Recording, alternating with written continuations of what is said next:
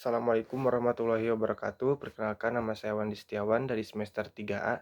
Di sini saya akan mereview materi pertemuan kedua mata kuliah Hukum Pidana Lanjutan dengan dosen pengampu yaitu Profesor Dr. Hajah Heni Nuraini SHMH dan juga asisten dosen yaitu Dr. Muhammad Rendi Aridayandi SHMH. Pada pertemuan kedua ini mengulas kembali materi yang sudah disampaikan pada pertemuan ke-1 dan disampaikan kembali oleh Dr. Rendi Aridayandi SHMH. Dalam bab 1 dijelaskan mengenai tentang percobaan atau poking atau juga attempted. Nah, untuk pengertian dan sifat percobaan ini tidak diatur dalam KUHP, tetapi dalam KUHP hanya ada batasan yang menentukan kapan adanya percobaan dan menentukan syarat-syarat saja, yaitu yang seperti diatur dalam pasal 53 dan 54 KUHP yang sudah saya sampaikan pada review pertemuan ke-1. Nah, di sini ada juga sifat percobaan, yaitu yang pertama sebagai dasar atau alasan memperluas dapat dipidananya orang. Yang kedua sebagai dasar alasan atau memperluas dapat dipidananya perbuatan. Untuk dasar patut dipidananya percobaan, yang pertama itu ada teori subjektif, yang dimana menurut teori ini dasar patut dipidananya percobaan terletak pada sikap batin atau watak yang berbahaya dari pelaku, atau penganut teori ini Van Hamel. Yang kedua ada teori objektif. Menurut teori ini, dasar patut dipidana percobaan terletak pada sifat berbahayanya perbuatan yang dilakukan oleh pelaku. Teori ini terdiri dari teori objektif atau yang pertama teori objektif formil, yaitu perbuatan itu dianggap berbahaya terhadap tata hukum. Penganutnya yaitu Dinste dan Jeffenberg. Yang kedua yaitu teori objektif material, yaitu menganggap perbuatan itu dianggap berbahaya terhadap kepentingan atau benda hukum. Penganutnya yaitu Simons. Adapun unsur-unsur dalam percobaan, yang pertama adanya niat, yang kedua ada permulaan pelaksanaan, yang ketiga ada pelaksanaan tidak selesai bukan karena kehendak sendiri. Nah, untuk adanya niat ini merupakan sikap batin dari pelaku yang tidak bisa terlihat secara nyata. Niat dapat terlihat setelah ada permulaan pelaksanaan. Niat di sini harus berupa niat yang jahat, yang berbeda dengan kesengajaan. Niat masih berada dalam sikap batin, sedangkan kesengajaan sudah nampak. Jadi niat merupakan persiapan permulaan dari suatu perbuatan. Ada juga permulaan pelaksanaan. Terdapat perbedaan pendapat antara perbuatan persiapan dengan permulaan pelaksanaan.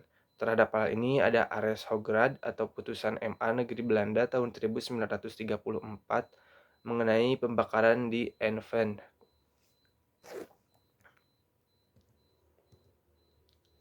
Selanjutnya yaitu pelaksanaan tidak selesai bukan karena kehendak sendiri. Adanya penghalang fisik, misalnya tidak matinya orang yang ditembak karena tangannya disentakkan orang lain sehingga tangannya menyimpang, atau pistolnya terlepas atau alat yang digunakan macet atau rusak. Selanjutnya akan adanya penghalang fisik, misalnya takut segala ditangkap karena gerak-geriknya untuk mencuri telah diketahui orang lain. Terakhir adanya penghalang yang disebabkan faktor atau keadaan khusus pada objek yang menjadi sasaran. Adapun contohnya yaitu daya tahan orang yang ditembak begitu kuat sehingga tidak mati, atau barang yang akan dicuri terlalu berat walaupun pencuri telah berusaha mengangkatnya sekuat tenaga. Tidak selesainya perbuatan karena kehendak sendiri, yang pertama yaitu pengunduran diri secara sukarela, yaitu tidak menyelesaikan perbuatan pelaksanaan yang diperlukan untuk delik yang bersangkutan. Selanjutnya tindakan penyesalan, yaitu meskipun perbuatan pelaksanaan sudah diselesaikan tetapi dengan sukarela menghalau timbulnya akibat mutlak untuk itu delik tersebut. Misalnya, orang yang memberikan racun pada minuman korban tetapi kemudian segera memberikan obat penawar racun sehingga korban tidak jadi meninggal. Adapun alasan MVT mencantumkan unsur ketiga dalam pasal 53 KUHP adalah yang pertama untuk menjamin agar orang yang mengundurkan diri secara sukarela dalam melakukan kejahatan tidak dipidana.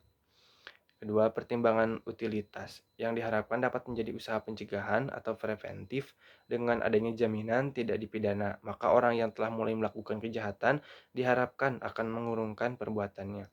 Atas dasar alasan empiris tersebut, ada pendapat bahwa yang pertama dapat dijadikan alasan penghapus pidana yang diformilkan, yang kedua alasan pemaaf, dan yang terakhir ketiga itu alasan penghapus penuntutan.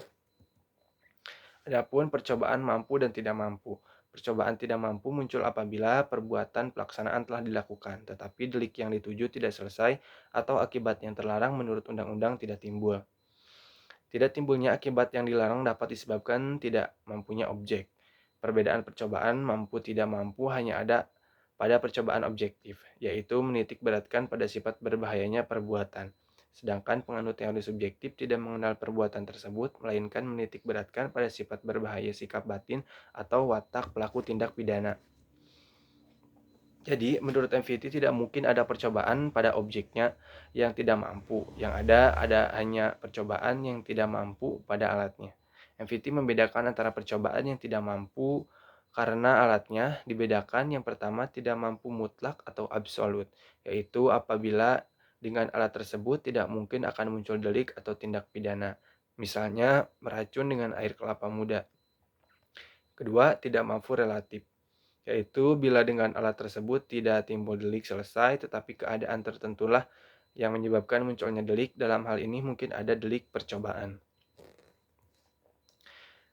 Selanjutnya yaitu mengenai pemindanaan terhadap percobaan. Percobaan terhadap kejahatan diatur dalam pasal 53 ayat 2 KUHP, yaitu maksimum pidana yang dijatuhkan dikurangi sepertiganya.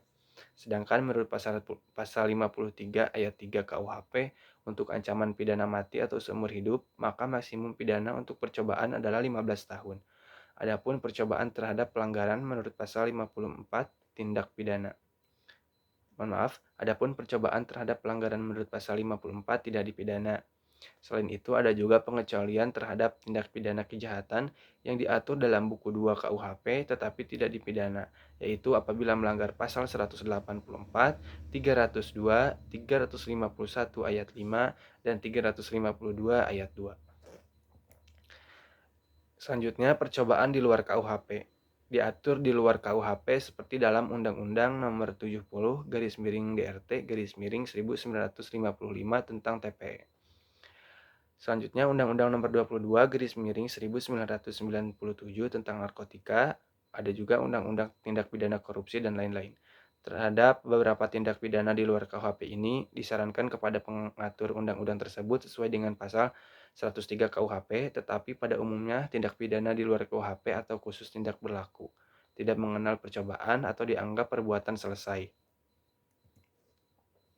Mungkin cukup sekian review yang dapat saya sampaikan. Wassalamualaikum warahmatullahi wabarakatuh.